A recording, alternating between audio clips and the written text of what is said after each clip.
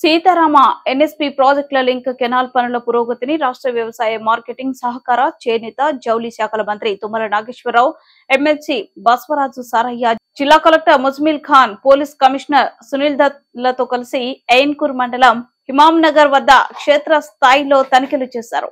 పనుల పురోగతిని అధికారులను అడిగి తెలుసుకున్నారు. రైతుల సహకారంతో ఎర్త్ వర్క్ పూర్తయినట్లు, స్ట్రక్చర్ల పనులు పురోగతిలో ఉన్నట్లు మంత్రి తెలిపారు. సుమారు 70 కోట్ల ఖర్చుతో 1.5 ఎకరాలకు సాగునీరు అందించే ప్రాజెక్టు అని ఆయన తెలిపారు. భూములు కోల్పోతున్న రైతులు బాధపడకుండా చర్యలు తీసుకోవాలన్నారు. భూములకు నష్టపరిహారం అందజేయడం త్వరితగతిన చేయాలన్నారు.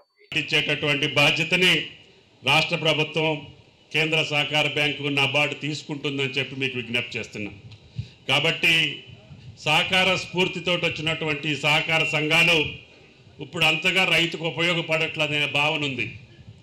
కాబట్టి ఎవరైతే మీ బ్యాంకులో అప్పు తీసుకుంటారో వాళ్ళకే మెంబర్షిప్ ఉంచాలి. సీఈఓ గారు, మా ఓట్ల కోసం మెంబర్షిప్ చేర్పించొద్దు. ఒకళ్ళు మెంబర్షిప్ చేర్పిస్తే వాళ్ళకి అప్పు ఇవ్వాలి. అందుకని మీ సహకారంలో సంఘంలో ఎంతమంది సభ్యులు ఉంటే అందరికీ అప్పు వెళ్ళాలి.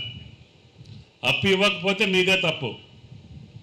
మా ఓట్ల కోసం అప్పుడు డబ్బు కట్టి చేరతారు, వాళ్ళకి మీరు అప్పు ఇవ్వరు, దానివల్ల ఉపయోగం ఉండదు. కాబట్టి రైతులందరికీ అప్పు వచ్చేటట్టుగా సహకార బ్యాంకు ప్రయత్నం చేయాలి. నాబార్డుకు కూడా చెప్పాం, రిజర్వ్ బ్యాంకుకు కూడా చెప్పాం. ఇంకా ఇవాళ రుణ పరపతిని పెంచమని చెప్పాం. భవిష్యత్తులో రైతులు ప్రైవేటు వడ్డీకి వెళ్ళని పరిస్థితి రావాలి. ఈ రైతుకు రావాల్సినటువంటి రిబేట్ కానీ, పావలా వడ్డీ కానీ, వీటన్నిటిని కూడా మళ్ళీ రివైవ్ చేసి, గత 6-7 సంవత్సరాలుగా అవి రావట్లేదు, తప్పకుండా వాటిని కూడా మళ్ళీ రివైవ్ చేసి అసలు వడ్డీ లేని రుణం రైతుకు వచ్చేటట్టుగా ఈ ప్రభుత్వం మీకు ప్రయత్నం చేస్తుందని చెప్పి కూడా మీకు ఈ సందర్భంగా మనం చేస్తున్నాం. రాష్ట్ర ముఖ్యమంత్రి రేవంత్ రెడ్డి గారు కూడా ఆయన ప్రధానమైనటువంటి బాధ్యత, ఆయన ప్రాథమికమైనటువంటి అవసరం, ప్రాధాన్యత కలిగినటువంటి సబ్జెక్ట్ ఏదన్నా ఉంటే రైతుల సబ్జెక్టే.